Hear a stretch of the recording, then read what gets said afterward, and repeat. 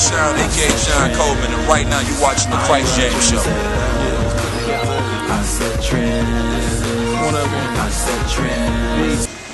That was around 2005, 2006. I dropped this song called "Respect My Fresh," and a lot of people, I try, like, I'm a humble dude, so whether you want to say that I was or not, it's your opinion.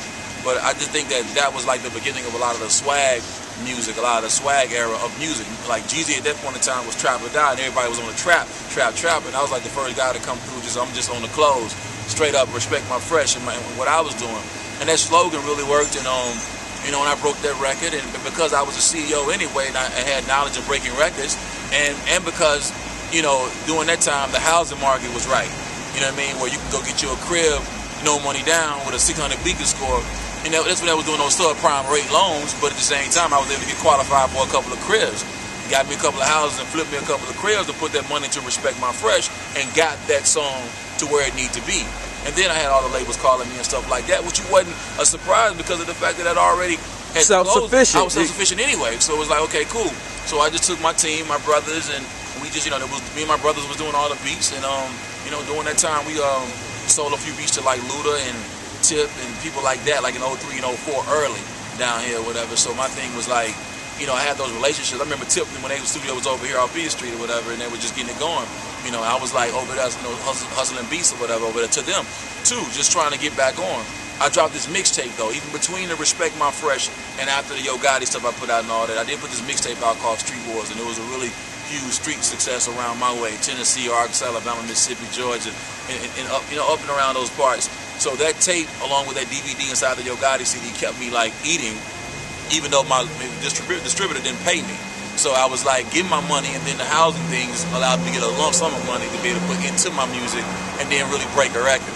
So then you got Respect My Fresh rocking in 06. It's killing the clubs, and then I dropped this record called Stunner Frames, which broke out in LA in 06 as well. So I had two songs that were like bubbling in 06. So ultimately I signed.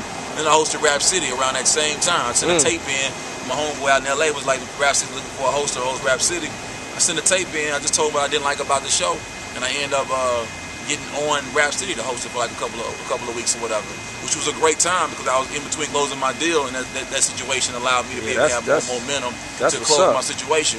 Closed the deal out, did the deal with Universal. A lot of people said I shouldn't have done it, but at the time when your pockets is kind of toe up and you invested everything into this project, which was Respect My Fresh, and you was owed $500,000 from a label, and you never got that money from TBT, it was like, you know what, man, I got to take the bread. I had everybody, all deals from everybody on the table, but I was like, I'm gonna take the situation with the most money, because at the end of the day, I'm a self-sufficient dude anyway or whatever, and I'll take the bread, and they ain't finna shelf me. So that's what I told them, and basically I was one of the quicker art. Mano was signed to Universal before I got there, and was still signed there after I left there. Shout out to my boy Mano, because when they're checking my Fresh record that I did, but like, just to show you that you can get a deal and get signed, but then be on the shelf. And that wasn't my plan. I took my signing money and I put it into doing my album, promoting myself, breaking my records. I had another record called I Be Everywhere with Jim Jones that did really well. It broke me in the whole East Coast range.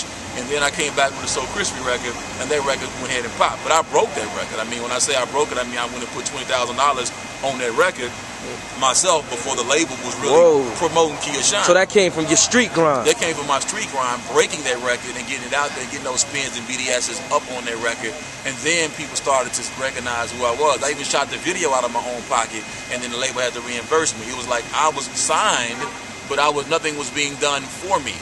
You know what I mean? All he was signed. So it was like, okay, well, I'm going to take this money and I'm going to continue to make myself a priority and build my momentum and make these people put me out.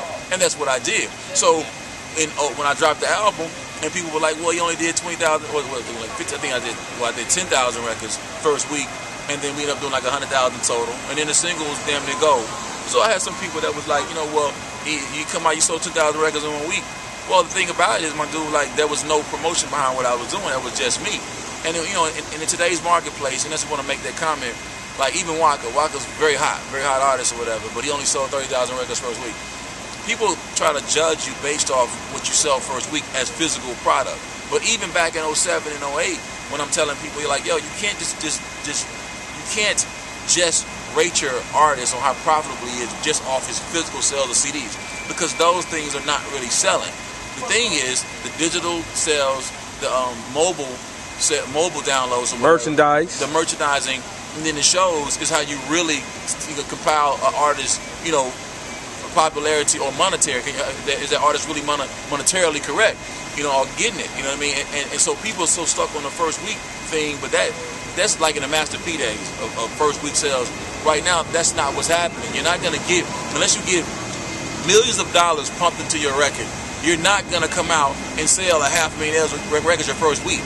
T.I. sells what he sells because of the fact that Atlantic puts, millions of dollars into what he does, and they've continued to do that over the course of years. You can't think you're gonna come out with one single and then you're gonna come out and sell 500,000 records first week. So to me, I look at the situation where Universal was as a building block. It was a situation where, okay, I couldn't touch MTV before Crispy. But once I touched MTV, I was like, yo, let me take the whole staff out. Let me put people into what I'm doing.